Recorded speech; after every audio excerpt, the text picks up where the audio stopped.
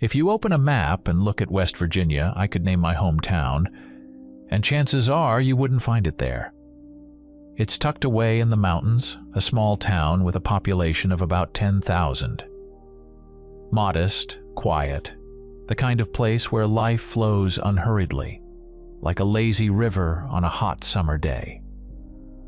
But there was one detail that set this town apart from 1,000 others. A military base was located nearby. We never really knew what the military was up to.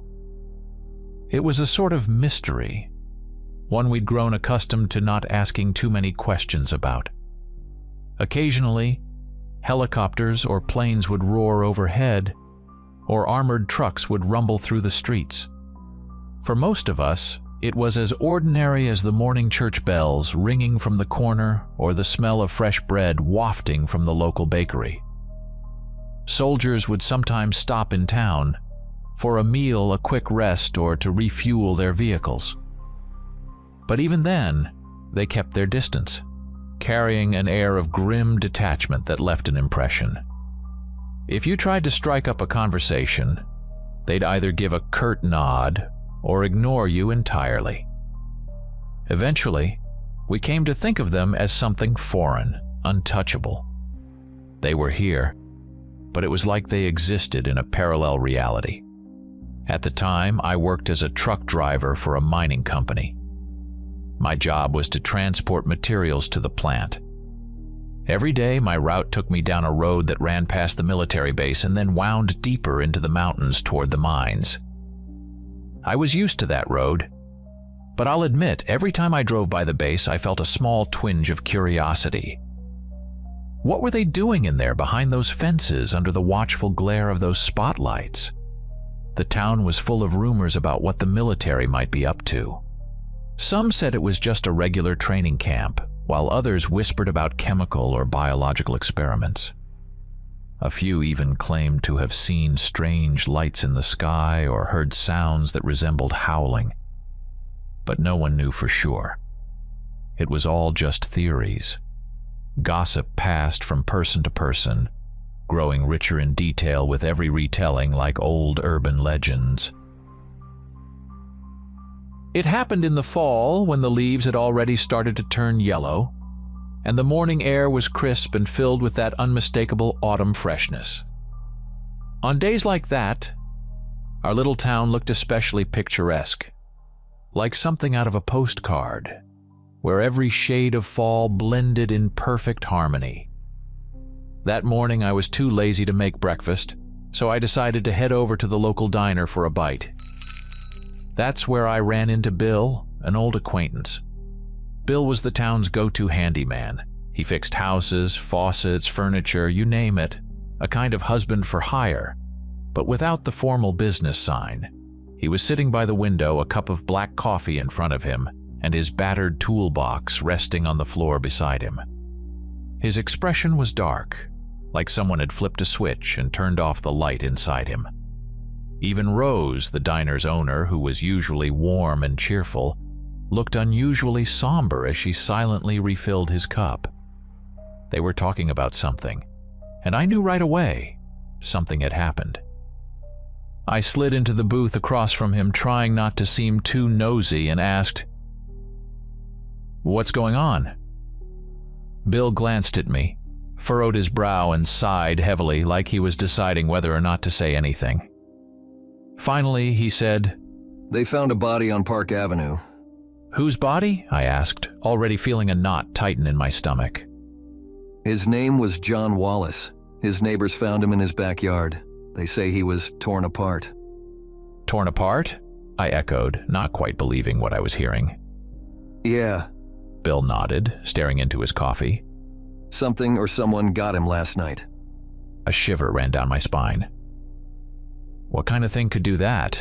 Rose answered before Bill could, her eyes downcast. "Probably a wolf or a bear. Came down from the mountains." "But that doesn't happen around here," I murmured, more to myself than to them. Rose nodded in agreement. "I don't remember ever hearing about anything like this before." I made a mental note to ask my father when I got home. The old man knew every story this town had to offer, even the ones that had long since turned into myths.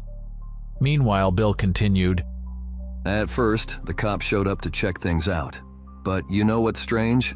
Not long after, the military rolled in, and they didn't just show up.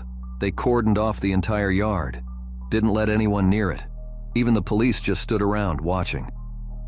Bill put down his coffee and leaned in closer, his voice dropping to a conspiratorial whisper. I'm telling you, this has something to do with the base.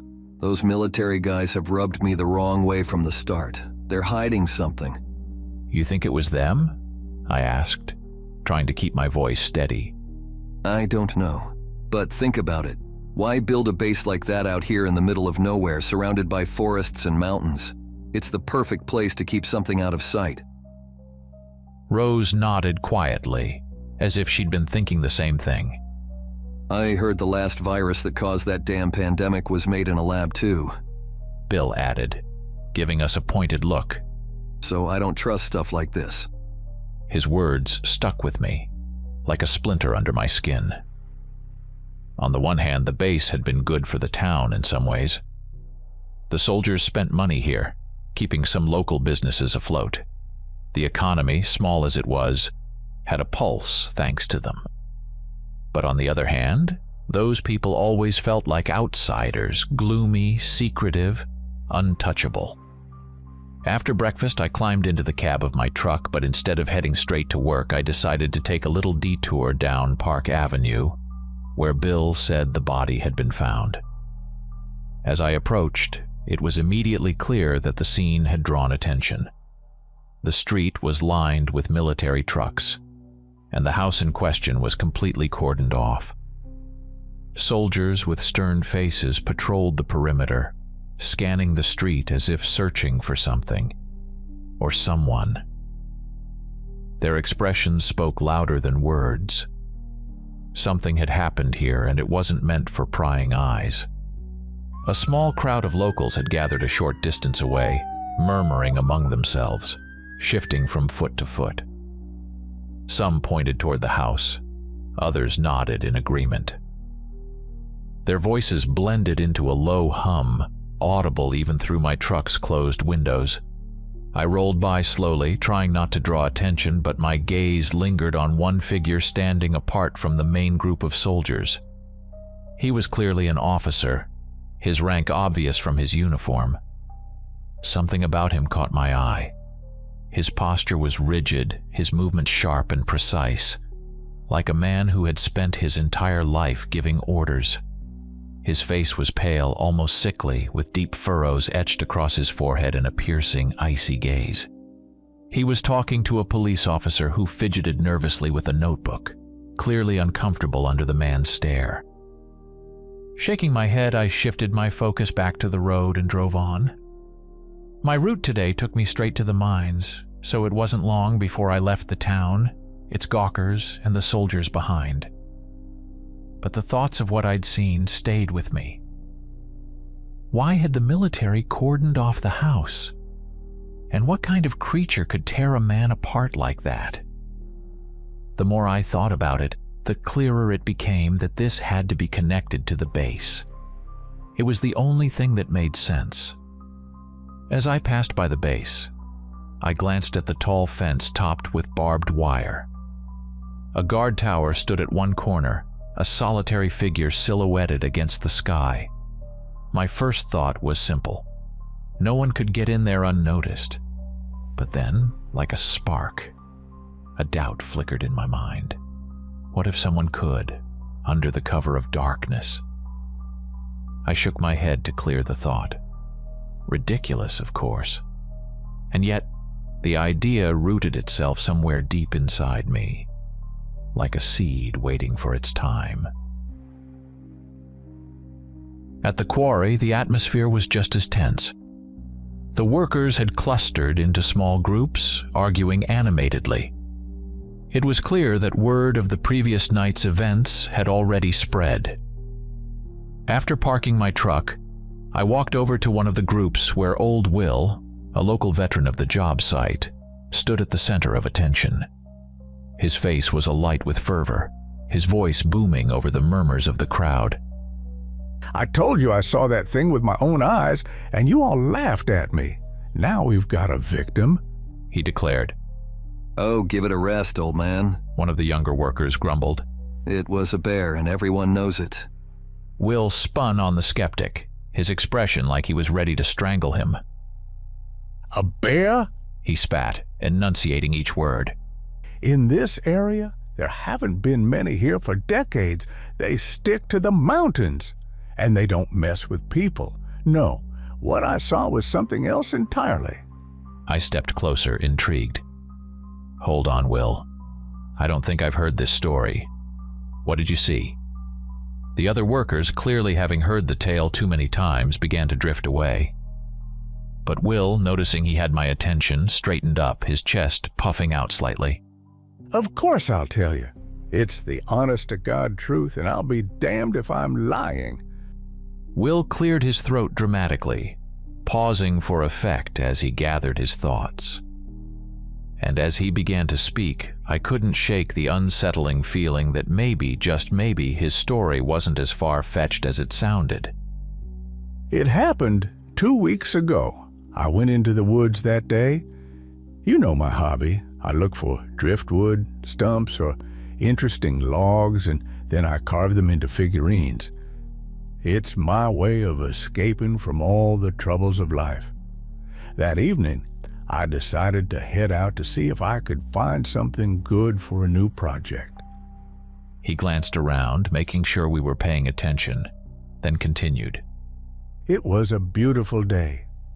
Autumn, one of the most stunning times of the year. The woods were painted in those golden hues, almost magical. I was walking, taking in the view, not thinking about much until I felt like I wasn't alone. At first, it was just a weird feeling, you know? Like someone was watching me. Will fell silent for a moment, as if reliving the memory. When he spoke again, his voice was quieter. I'd probably walked a couple of miles when I decided to take a break. Sat down on a fallen tree and started looking around, and then I saw it. A shadow, a silhouette. There, between the trees. He paused, and one of the workers, clearly intrigued, leaned forward. It was something strange. It was hiding behind the trees, like it was watching me. I jumped up and shouted, "Who's there?" But there was no response, just a faint rustling. Will looked at me then, his eyes glinting as though he was still standing in that forest. Curiosity got the better of me. What the hell was it? I started walking toward it, even though, to be honest, I was scared out of my wits. And then I saw it. He stopped, deliberately building tension. No one dared interrupt him.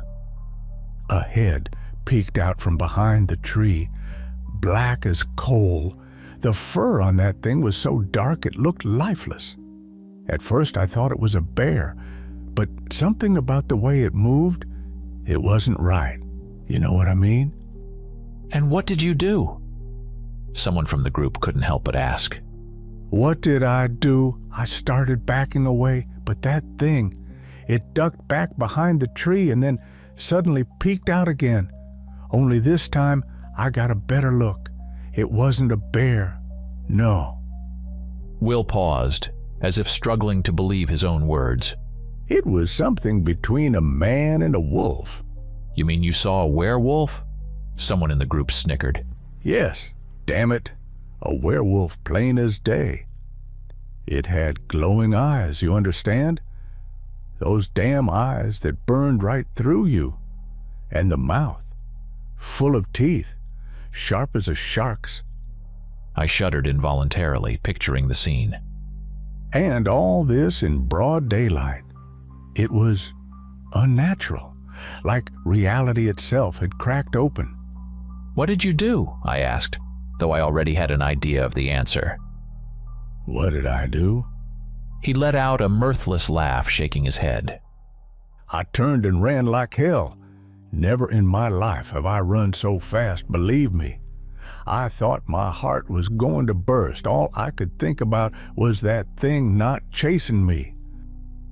He stopped for a moment, then added softly, Thank God it didn't. Otherwise, I wouldn't be standing here. He looked around at the group, his gaze heavy with conviction. And I'm certain, absolutely certain, that thing is what killed John. The crowd was silent. Even those who had been mocking him moments ago were now dead quiet. A heavy tension hung in the air, and I caught myself thinking that maybe, just maybe, Will had really seen something. Something we'd all be better off not knowing about. After the boss shouted for us to get back to work, everyone scattered to their tasks, but the conversations didn't stop. Will's story and the mysterious death of John hung in the air like a heavy echo, impossible to shake. I noticed how curiosity started gnawing at me, quietly but persistently. Every time I drove past the base, I had to fight the urge to stop and try to catch a glimpse of something, anything, through the fence. One day, while following my usual route, I was stopped by a patrol blocking the road. Confused, I idled in place, waiting. After a few minutes, a convoy of trucks emerged from around the bend.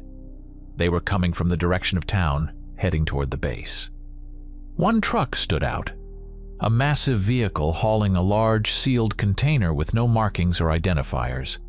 I couldn't help but wonder, what are they up to? Why so many trucks? Since then, military presence in town noticeably increased.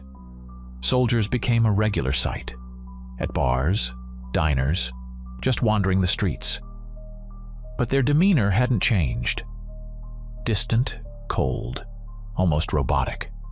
The locals were irritated by it, glaring at them with growing suspicion, especially after what had happened to John. The tension in town felt like a coiled spring, ready to snap. One evening, I stopped by the local bar. It was the kind of place where everyone gathered, from miners to farmers. In the corner sat a group of soldiers, dressed in civilian clothes, but their posture and mannerisms gave them away instantly. Among them, I recognized him, the officer I'd seen outside John's house. That cold, focused face was impossible to forget. They were speaking quietly, paying no attention to anyone around them. At the same time, Bob was already deep into his drinks. Bob was a big guy, all muscle and temper, and his nights rarely ended without some kind of trouble. He was yelling something incoherent when his bleary eyes landed on the soldiers. "Hey, you smartasses!" he bellowed, swaying on his feet. The soldiers ignored him, as if he didn't exist, which only stoked Bob's temper. He staggered to his feet and started toward their table. I thought, here we go. This is going to end badly. "You think you're better than us, huh?" Bob shouted as he stumbled closer. "Sitting there like kings, but you're nothing but—" He cut off mid-sentence and swung his fist at the officer. For a moment, the whole bar froze, bracing for the chaos about to unfold. But what happened next left everyone stunned. The officer moved with terrifying speed, dodging Bob's punch like it was nothing.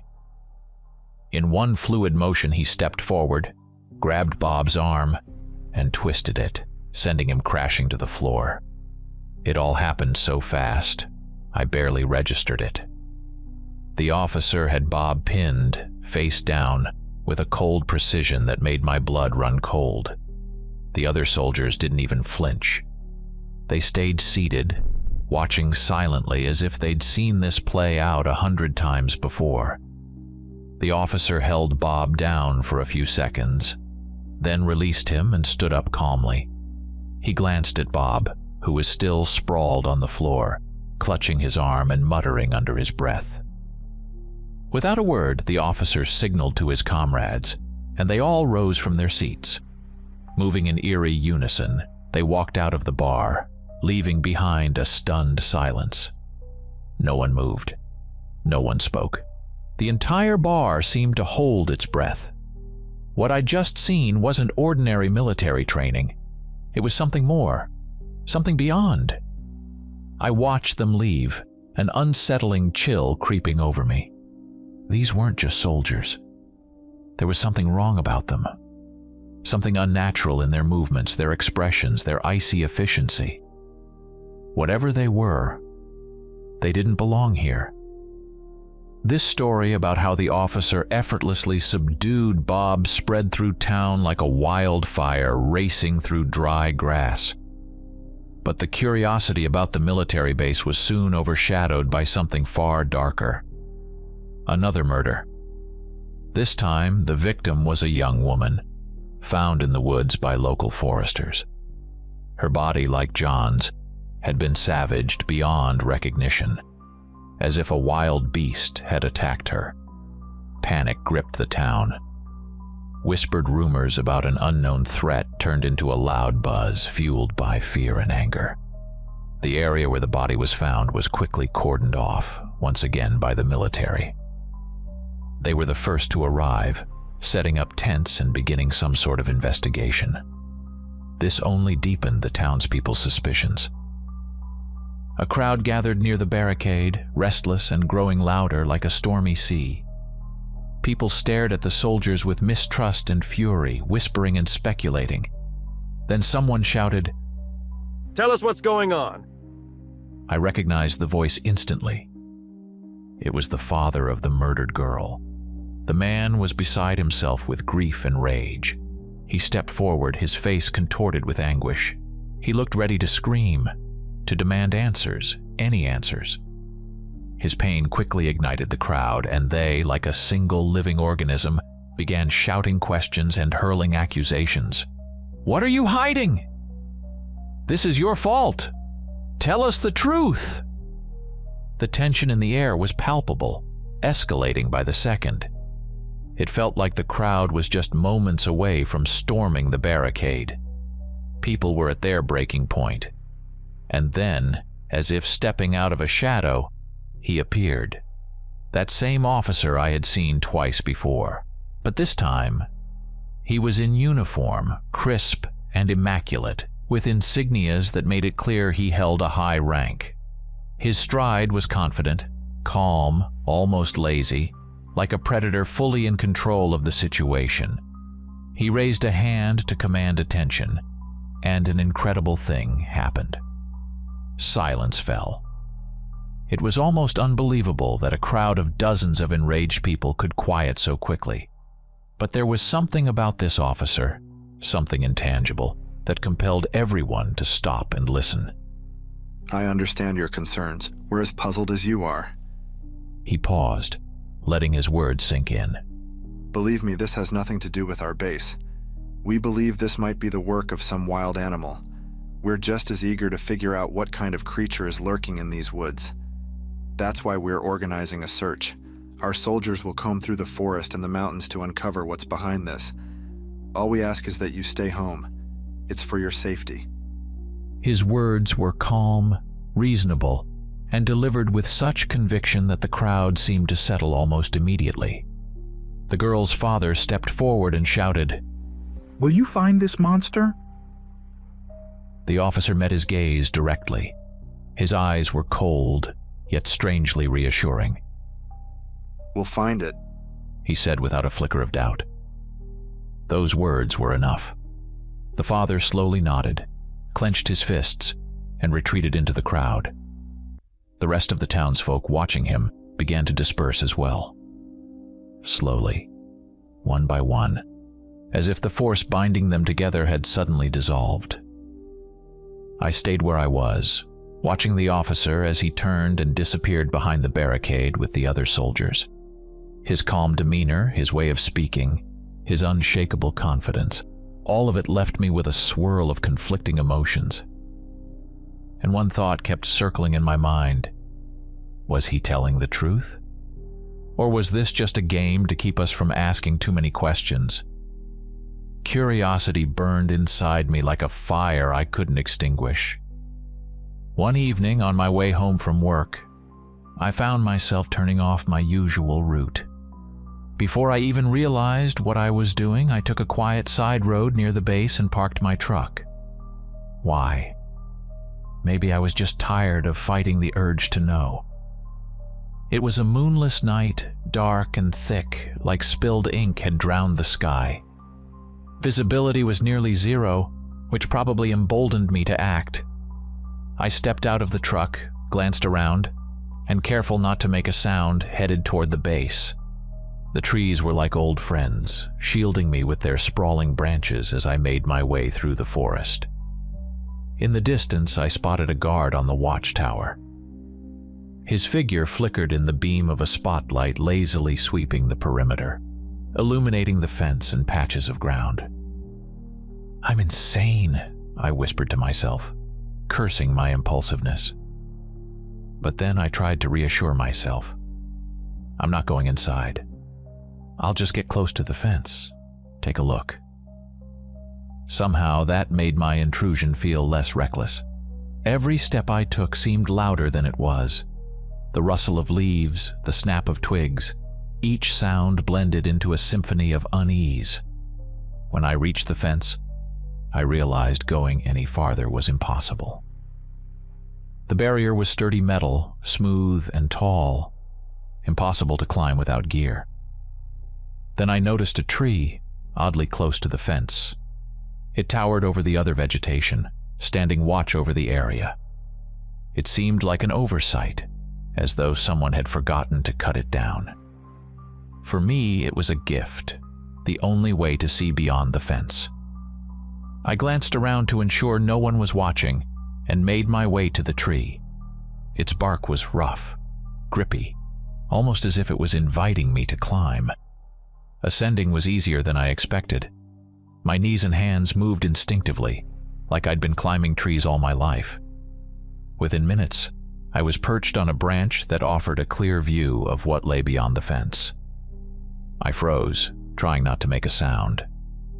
What I saw baffled me.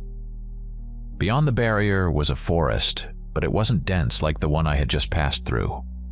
The trees were sparse, deliberate, almost manicured. A park? Or something else? Why would the military keep a forest inside their perimeter? I squinted into the darkness and caught a flicker of movement. Flashlights appeared in the distance. A group of soldiers. They moved slowly, cautiously, their beams cutting through the shadows. And in front of them was something moving. At first, I thought it was a dog. A patrol, I thought, feeling a momentary sense of relief. But that relief didn't last. Something was off. The soldiers weren't just patrolling, they were escorting something. It was large, dark, and lumbering with a low, heavy gait. It almost seemed like they were walking it, as if it were a trained animal, but its movements, they weren't quite right. I held my breath, straining to see better. My eyes adjusted to the darkness, and I watched as the soldiers suddenly let it go. They stepped back, giving it space. For a moment, everything was still. Then I heard it. A deep, heavy breathing like something massive sucking in air through clenched teeth. The rustle of leaves, the sound of something running. It moved fast. Too fast. It felt like a large dog tearing through the woods. My grip on the branch tightened as I tried to meld with the tree, hoping to become invisible. Sitting on that branch, I tried not to move, not to breathe, to become part of the tree itself. But then, a sound reached me. It was a crack, a deep, unpleasant snap, like something heavy breaking dry branches or bones. This was followed by a wet, squelching noise, as if someone was gnawing on raw meat, tendons and all. A chill ran down my spine. My heart pounded so hard it felt like it would burst from my chest. My throat was dry as sandpaper. I couldn't move, couldn't tear my gaze from the direction of those sounds. Every instinct screamed at me to get out of there, to run as fast as I could, but I was paralyzed. My legs felt fused to the branch, and my hands gripped the trunk so tightly they ached. I have no idea how much time passed. Minutes, hours, everything blurred together. I just sat there, hypnotized by fear. Then, in the distance, I saw lights again. Flashlights, bobbing through the darkness. The soldiers were back. They moved with purpose, as if they knew exactly what they were doing. The beams of their lights danced over the trees, the grass, the ground, until one of them accidentally illuminated the source of those horrifying sounds. I nearly screamed, but managed to clamp my hand over my mouth. The creature. It was sitting there, turned slightly in my direction, but it didn't seem to notice me. Its silhouette was uneven but massive. Broad shoulders, almost human, but with arms that were far too long. Its posture was animalistic, crouched and low. Black fur, thick and matted, gleamed in patches under the flashlight's beam. Its head, it looked wolf-like, but larger, more imposing, with a jaw that opened and closed rhythmically, revealing massive teeth. It was eating something. Sweat slicked my palms, and I felt like I might slip from the branch at any moment. But I clung on, biting my lip to keep silent. That's when I noticed one of the soldiers holding something, a device that pulsed with a soft, rhythmic glow. The light began to flash faster, and the creature, which moments ago had seemed feral and untamed, suddenly stood up. Its movements were strange, awkward, yet filled with a brutal power. And then I saw it. Something in its gait, in the way it reacted to the soldiers. This wasn't just an animal. It obeyed them. One of the soldiers raised a hand in a gesture, and the creature lumbered forward, following their lead. Slowly it moved off into the forest, disappearing into the shadows. When the lights of their flashlights vanished, and silence returned to the woods, I remained frozen on the branch, unable to move. My head spun, and my thoughts fluttered like frantic birds trapped in a cage. What had I just seen? But the thought that terrified me most was this. This wasn't an accident. This wasn't a wild animal. Those soldiers knew exactly what they were doing. And that creature, as monstrous as it seemed, was under their control. Forcing myself to move, I began climbing down the tree, each step feeling like walking a knife's edge. My legs trembled, and my heart pounded so loudly I was certain someone, or something, would hear it. I crept through the woods like a shadow, desperate to melt into the darkness, to leave no trace that I had ever been there. When I reached my truck, I practically collapsed into the driver's seat. My hands were shaking so badly it took several attempts to fit the key into the ignition. The headlights cut through the night as I drove away, slowly, not daring to look into the rearview mirror. I couldn't bear the thought of seeing those glowing eyes staring back at me. All the way home, my thoughts circled around the same questions. What was that thing? Why were they keeping it behind the fence? Was it a beast? Or something else? I swore to myself that I would never go near that place again. But deep down, like a splinter lodged in my mind, one thought remained. Now I know too much. I made it home without any problems, but the fear that took root in me that night refused to leave. It clung to me like a shadow, gripping my throat, whispering in my ears, constantly reminding me of what I had seen. Every time I drove past the base, my foot instinctively pressed harder on the gas pedal, desperate to get away faster. I stopped looking in its direction, let alone slowing down.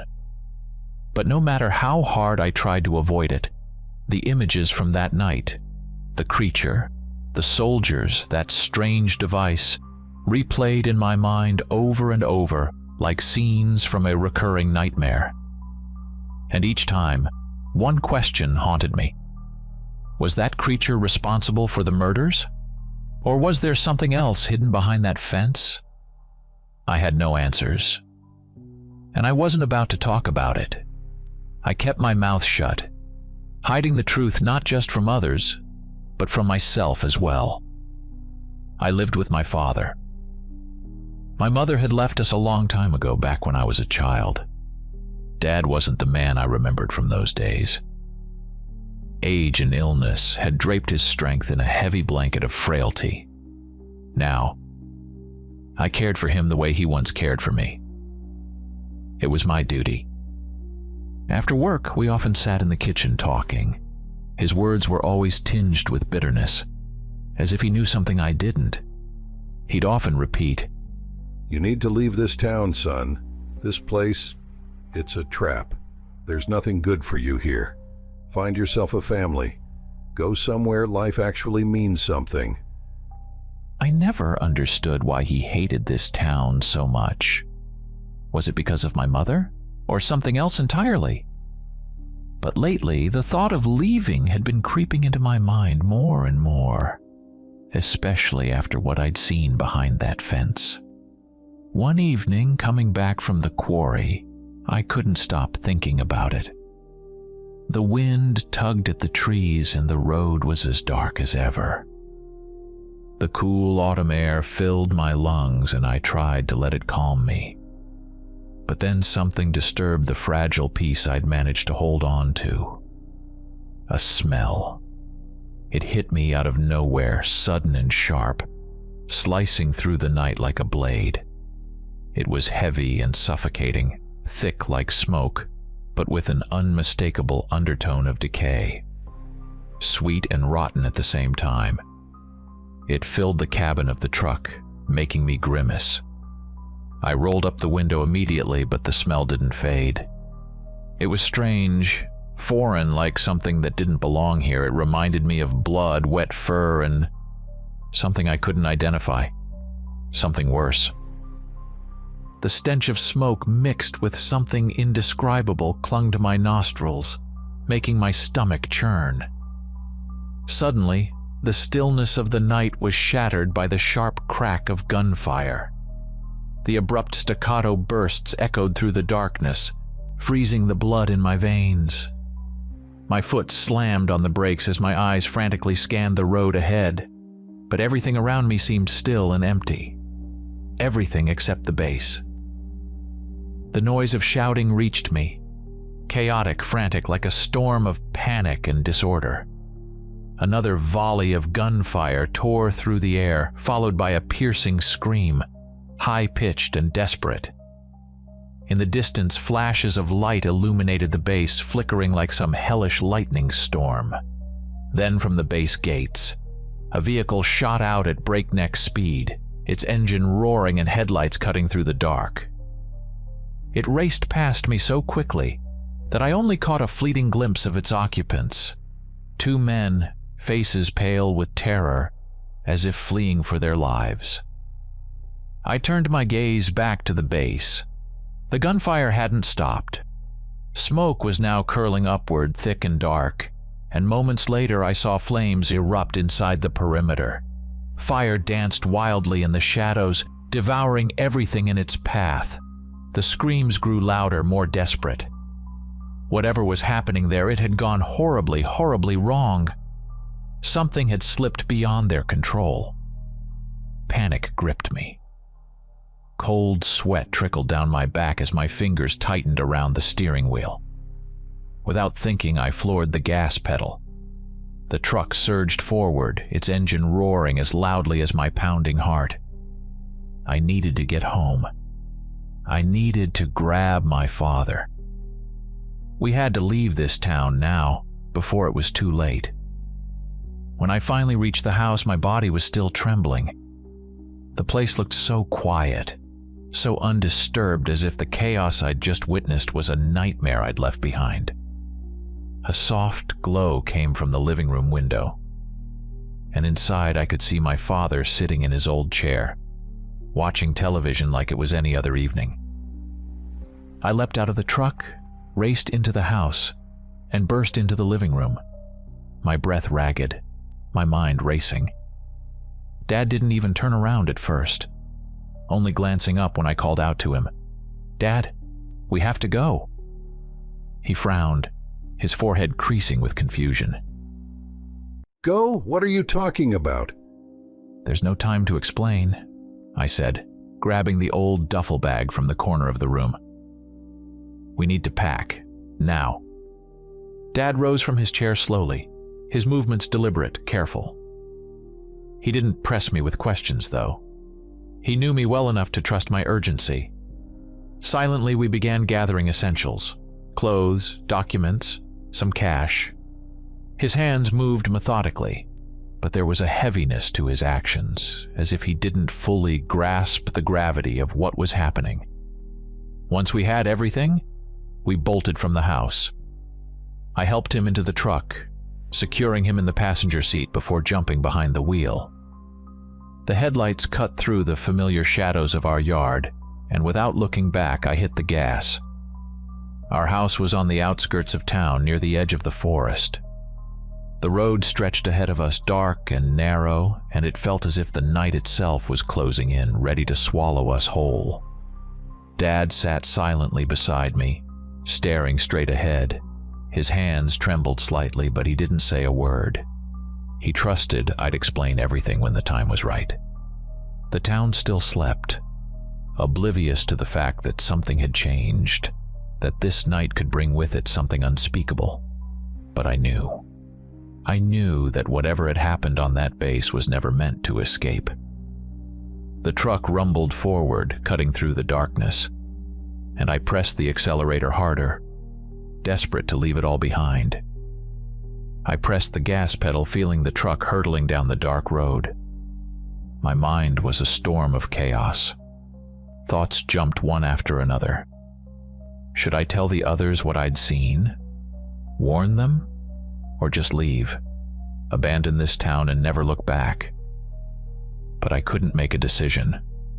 All I knew was that I needed to get to the city as fast as possible. I stared ahead into the night, the darkness wrapping around the road as if trying to swallow it whole. The headlights carved out a narrow strip of asphalt, and the trees lining the sides looked like shadows, whispering secrets to one another. And then something appeared. It shot out of the darkness, right in front of the truck. Something black, massive with unnaturally long limbs. It moved quickly, almost too quickly. And in that instant, I realized I'd seen it before. It was the same creature. I didn't have time to react. The truck slammed into it with a dull thud that made my breath catch. The thing was thrown to the side, vanishing back into the shadows, and I lost control. The truck swerved wildly before veering off the road and flipping onto its side in a ditch. Everything happened so fast that I didn't even have time to process it. Just noise, impact, the screech of metal, and then silence. "Dad!" I turned sharply toward him, my heart pounding like a jackhammer. He was staring at me, his face pale, but thankfully he looked unhurt. I'm fine, son. Are you? "Yeah, I'm okay," I exhaled, though my hands were trembling, and my head was still spinning from the adrenaline. I turned to the door. It was heavy, dented, but I threw all my weight into it until it finally gave way. Cool night air rushed in, hitting my face as I climbed out, my legs unsteady beneath me. I reached under the seat and pulled out the pistol I kept there for emergencies. It had been with me for years, but had never been used. Until tonight. After quickly checking the chamber, I flipped the safety on and tucked it into my waistband. "It's all right, Dad. Just stick close," I said, trying to sound calmer than I felt. I helped him climb down from the cab and then jumped down myself. My heart was still racing, but I forced myself to stay composed. The darkness around us felt disturbingly alive. Every rustle of branches, every whisper of leaves made me turn my head. I couldn't shake the feeling that we were being watched. "We need to get back to the road," I told him. He nodded, and we began walking, pushing through the grass and brush. I kept my hand on my waistband, ready to draw the gun at a moment's notice. We emerged onto the road and started heading toward the city. I kept glancing back, peering into the shadowy outlines of the trees. It felt like the darkness itself was watching us. Or maybe it was just my fear talking. We walked down the road, the silence broken only by the crunch of our footsteps and the occasional rustle from the forest. My heart pounded in my chest, and one thought kept looping in my mind. We had to get to the city and find a car. We couldn't stay here, out in the open, not after what had happened. Finally, lights flickered ahead. We'd reached the outskirts of the city. The streets were eerily quiet, but there was a tension in the air, like the city was holding its breath, bracing for something terrible. Then, out of nowhere, a roar echoed above us. I looked up to see 2 military helicopters streak across the sky, their spotlights sweeping the ground in frantic, jerking movements. What the hell is going on? My dad muttered, staring at the choppers. I didn't answer. A military truck rumbled past us, then another, their urgency obvious in the way they sped down the road. Whatever was happening, it was escalating fast. "We need to find a car," I said, glancing at my father. He nodded, and I led him through the darkened streets toward Bill's house. Bill's place was small with a sagging porch, but the light in the windows told me he was home. I climbed the creaking steps and pounded on the door, loud and insistent, maybe too loud. After a few seconds, his silhouette appeared in the doorway. Who's there? He asked gruffly, peering out. When he saw me, his scowl softened slightly. Hey, buddy. What's with the knocking? You trying to bring the house down? "Bill, we need to get out of here. Fast," I said, barely able to catch my breath. He frowned, glancing from me to my dad standing behind me. Get out? What's this about? What's going on? I hesitated, glancing over my shoulder before I answered, then spilled everything I knew. Bill stared at me for a long moment, like he was trying to decide whether I was crazy. Finally, he sighed and nodded. All right, give me 5 minutes. Let me grab my stuff. He disappeared inside, leaving my dad and me waiting on the porch. I kept looking around, every shadow making my nerves tighten further. The city was too quiet. It wasn't the calm kind of quiet. It was the kind that comes right before everything goes to hell. A few minutes later, Bill returned with a backpack slung over his shoulder. He shut the door behind him, gave us a quick look, and said, The pickup's around the corner. We headed to his truck, an old but dependable pickup he'd kept in pristine condition. We climbed in quickly, and I turned to him. "Bill, let's go. We've got to move." But he shook his head. No, we're not leaving without Rose. "Rose?" I repeated, though I already knew who he meant. She worked at the diner, and I'd noticed the way he looked at her. There was something between them, even if he never talked about it. She's at the diner right now. I'm not leaving her behind. I wanted to argue, but stopped myself. She mattered to him, and I couldn't fault him for that. "Fine, let's go get her." Bill turned the truck around and headed toward the city center. I sat in the passenger seat, my eyes scanning the darkness outside, waiting for something, anything, to emerge from the shadows. In the back seat, my dad stayed quiet, but I could feel the tension radiating off him. None of us could shake the feeling that something terrible was out there, watching, waiting. As we pulled up to the diner, I immediately knew something was wrong. The lights inside were off, even though it was just past 9 in the evening, a time when the place should have been bustling with customers. We climbed out of the pickup. I turned to my dad, who stayed in the back seat. "Dad, stay here. Bill and I will check it out." He nodded, and Bill and I made our way toward the diner. The night air felt heavy, oppressive, and every step on the gravel seemed unnaturally loud. The door was ajar. Bill glanced at me, his shotgun clutched tightly in his hands. I drew my pistol, carefully nudging the door open. It creaked softly, the sound almost swallowed by the suffocating stillness. Inside, the diner greeted us with silence and the stale smell of abandoned spaces. I scanned the room. It was empty. Not a single soul, though this time of night, it should have been lively. Rose? Bill called out, his voice echoing faintly off the walls. We moved further in, the beams of our weapon-mounted flashlights cutting through the darkness. Tables were overturned. Chairs lay scattered across the floor. There was a chaotic energy to the place, as if something violent had erupted here not long ago. Something definitely went down here, I said quietly, keeping my pistol ready. I strained to hear any sound, but the silence was suffocating, unnatural. We moved toward the kitchen, and the scene only grew worse. Pots and pans were strewn across the floor, shelves overturned, supplies spilled everywhere. It looked as if a storm had torn through the place. Rose? Bill shouted louder, his voice cracking with desperation. No response. We kept searching, scanning every corner. My pulse quickened, and I could feel the weight of the silence pressing down on me. Then we heard it. A faint tapping sound. You hear that? Bill asked, gripping his shotgun tighter.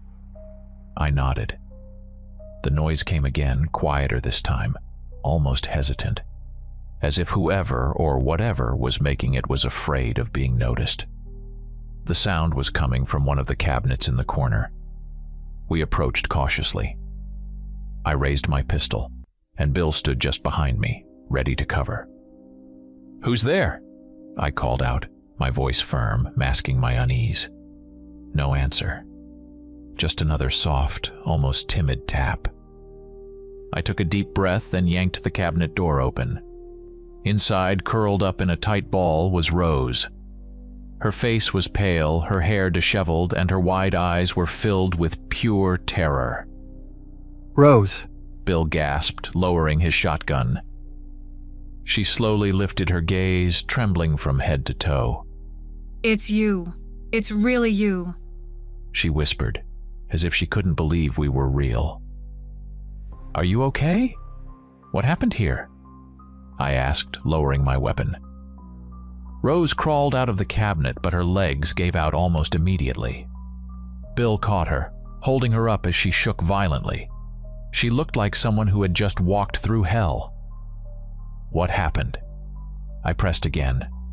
Her hands clung to Bill's arm, her voice trembling as she tried to speak. Something strange. Something awful.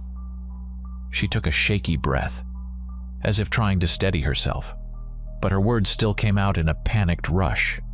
It was something big. It burst in here. That thing, it grabbed one of the customers, just dragged him outside like he was nothing. People were screaming, running. I didn't know what to do. I hid here. I thought it would come back for me. A chill ran down my spine.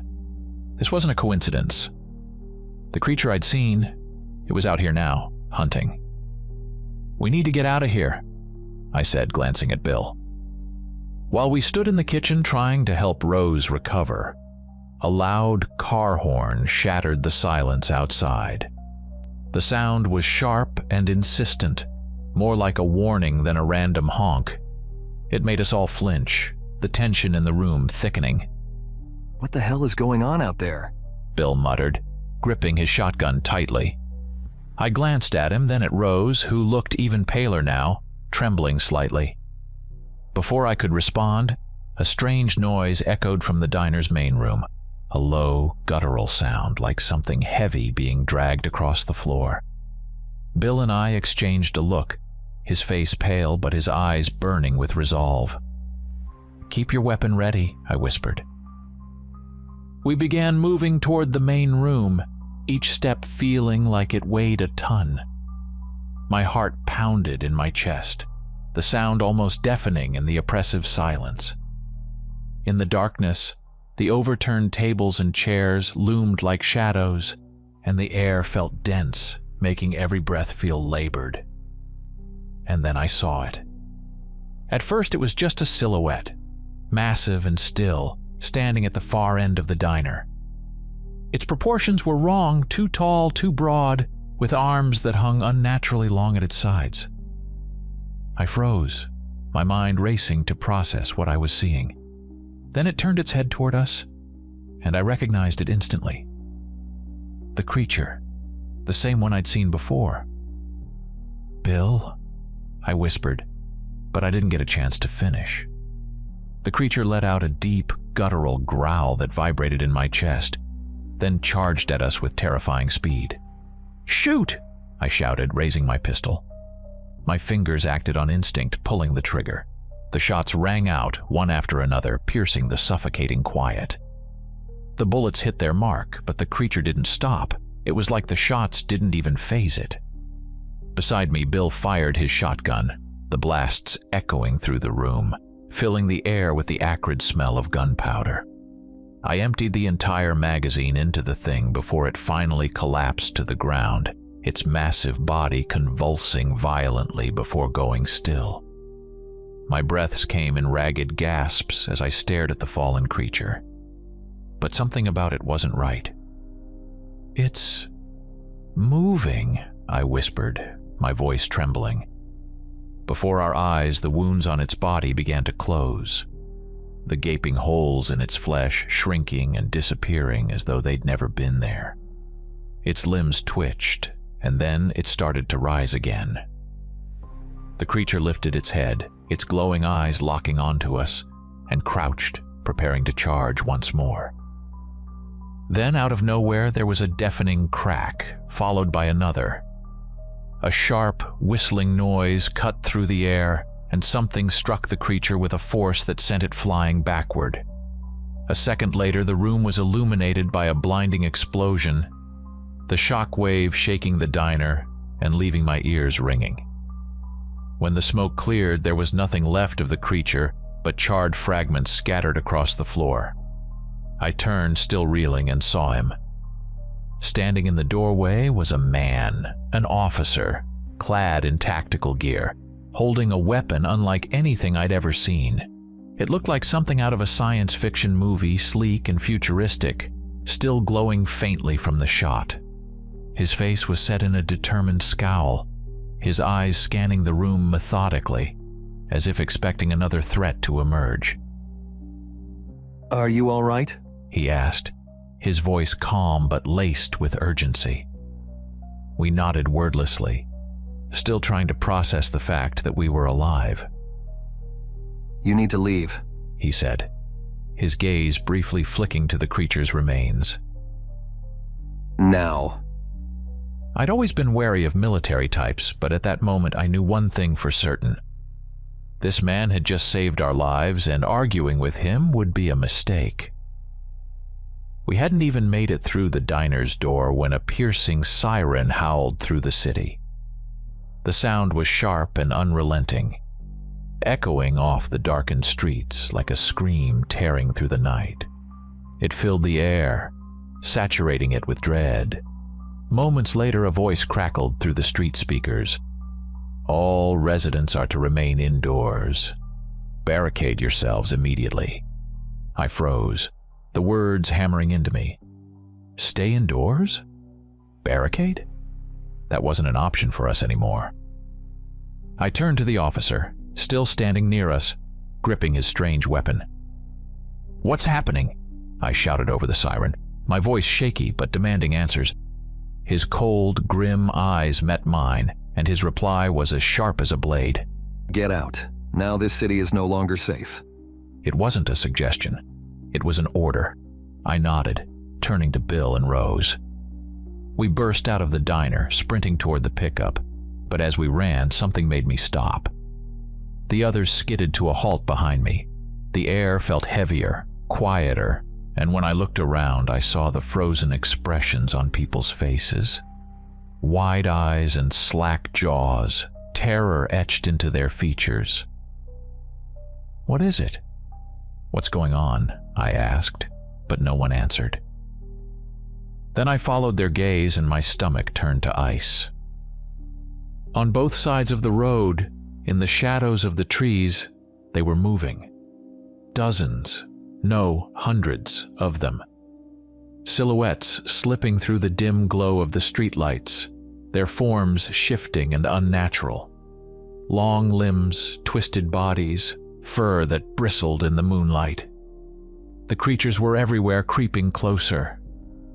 "Get to the truck, now," barked the officer, grabbing Rose by the arm and shoving her forward. I was the first to reach the pickup, yanking open the driver's door and vaulting inside. The keys were still in the ignition. I twisted them hard and the engine roared to life, shattering the suffocating silence. The officer jumped into the bed of the truck, positioning himself to cover us. Bill slid into the passenger seat, and Rose scrambled in between us, clutching her shotgun like it was the only thing keeping her alive. "Hold on!" I yelled, slamming the gear into reverse. The tires skidded on the gravel as the truck lurched backward. Rocks flew, pinging against the undercarriage. The officer's voice cut through the chaos. "Drive, floor it!" I stomped the gas, spinning the truck around as the creatures surged forward. In the rearview mirror, I saw them breaking into a run, their glowing eyes like hellish embers in the darkness. A low, guttural growl rose behind us, building into a deafening cacophony. Gunfire erupted from the bed. The officer's strange weapon unleashed bursts of light, each shot accompanied by the shriek of something falling. My grip tightened on the wheel as I gunned it down the road.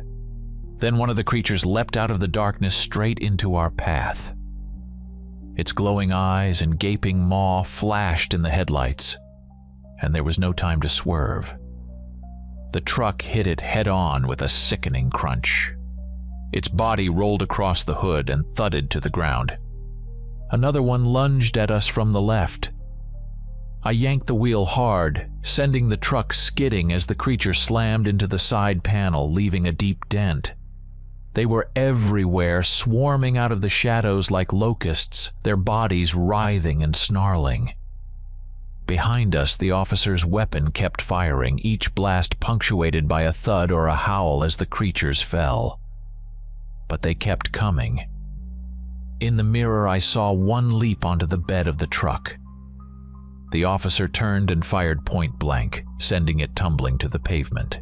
We raced forward, the road a blur. Suddenly, the sky above roared.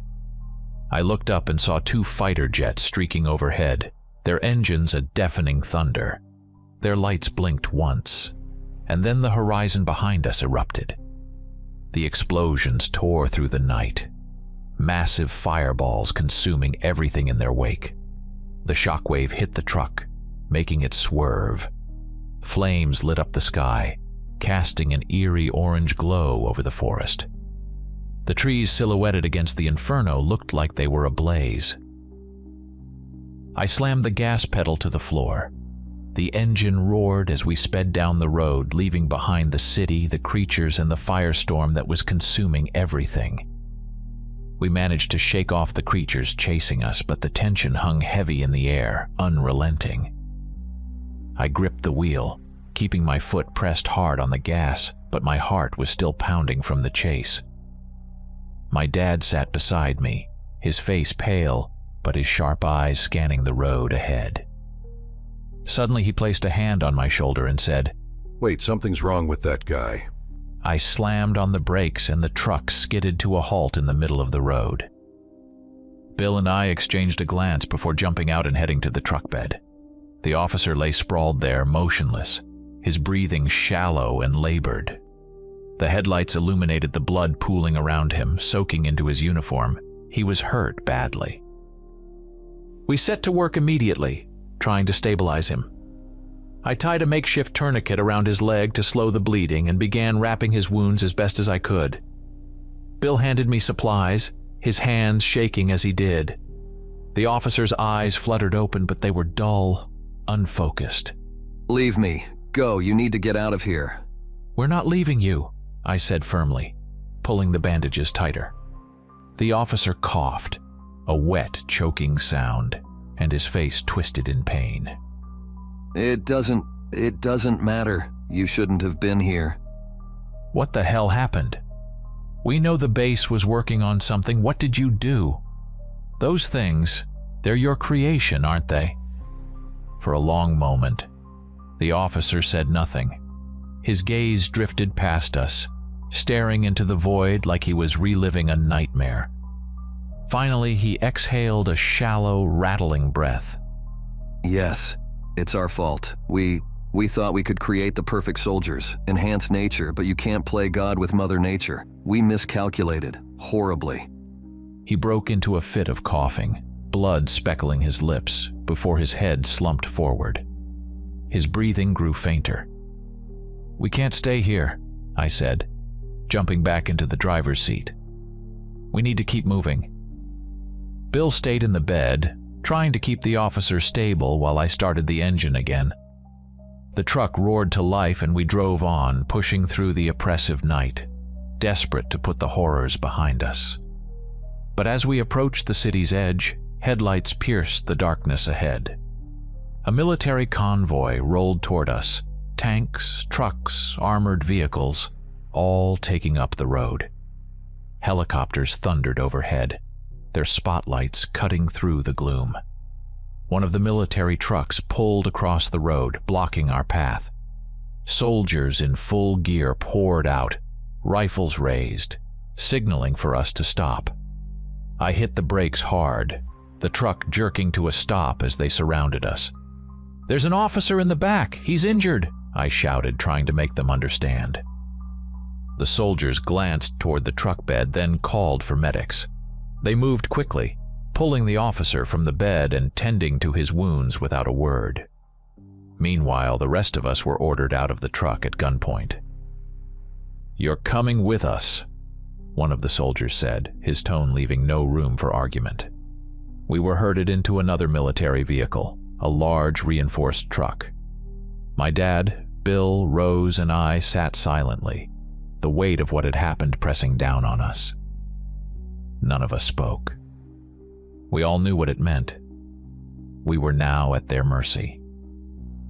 The convoy drove us to a secure location. It wasn't a base exactly, more like an abandoned factory that had been converted into a makeshift military outpost. Tents dotted the grounds, soldiers and scientists moved hurriedly between them, and the air buzzed with frantic urgency. Floodlights lit up the area, casting harsh shadows across faces that looked like they hadn't seen sleep in days. We were pulled out of the truck and led into one of the tents. Inside, it was cramped and bare, with only a few chairs and a table.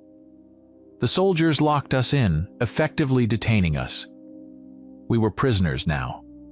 Sitting in the dimly lit tent, the reality of the situation began to sink in. We were caught in the middle of something far bigger than we could have imagined. Something we were never meant to know about. And whatever came next, I had the sinking feeling it would only get worse. The tent where we were being held was barren and cold. Just a couple of folding chairs and a metal table stood in the center, surrounded by dim, sterile light. We sat in silence, exchanging uneasy glances as muted sounds filtered in from outside. Boots crunching gravel, clipped commands, the occasional hum of machinery.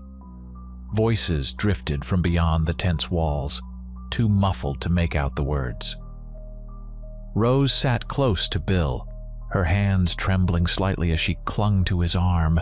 My father kept his eyes locked on me, as though he wanted to say something but couldn't bring himself to speak. And me. My thoughts kept circling back to the officer. He'd told us this was their fault, their experiment gone wrong. But I couldn't shake the feeling that these creatures were more than just a mistake. The door to the tent suddenly flew open, and a man stepped inside. He wasn't dressed like the soldiers outside. His uniform was jet black, devoid of any insignias or rank. He moved with a detached calm, his expression unreadable. Everything about him screamed authority, and something more. Danger. You're going to answer a few questions, he said evenly, shutting the door behind him. We don't know anything that could help you, Bill snapped, standing abruptly. The man in black smirked, unfazed. You were close to the incident, that's enough. His gaze shifted to me, sharp and cold as ice. Tell me what you saw before I decide what happens to you. A chill ran down my spine. His voice was calm, but the threat beneath it was unmistakable. I hesitated, torn between the fear of saying too much and the danger of staying silent. Finally, I spoke, my voice shaking despite my efforts to steady it. We saw them, I said. Those creatures. They're killing people. They've gotten out. The man nodded, as if I'd merely confirmed what he already knew. You're right, they shouldn't have escaped. But now... He paused, his voice lowering. Now it's beyond containment. What does that mean? Bill demanded. The man stared at him, deliberating. When he finally spoke, his voice was quieter, almost reluctant. It means it could be the end. The words hung in the air like a thunderclap. Rose let out a shaky breath, whispering, The end of what? The man's expression didn't waver. We'll handle it. For now, you'll remain here. It's for your own safety. Without another word, he turned and left, the heavy flap of the tent falling shut behind him, plunging us back into an uneasy silence. The end, Rose repeated, her voice quivering. What does he mean? I didn't have an answer. Outside, the sound of a siren cut through the air again, shrill and desperate. Voices barked orders, the hum of machinery grew louder, and then, somewhere close, a low, guttural growl echoed through the night. A sound so primal it made my skin crawl. I looked at my father, at Bill, at Rose. No one spoke, but I knew we were all thinking the same thing. What if it's not the end? What if it's worse? The light in the tent flickered suddenly, casting everything into darkness for a moment before the weak glow of an emergency lamp buzzed on. It was only a brief blackout, but it was enough. Somewhere outside, just beyond the thin canvas walls, there was a familiar sound, a sharp, deliberate crunch of branches, and then breathing, heavy, deep, and unmistakably inhuman. My pulse thundered in my ears as I sat frozen, staring at the faintly glowing walls of the tent. Whatever answers we'd hoped to get, I realized grimly, might come far too late.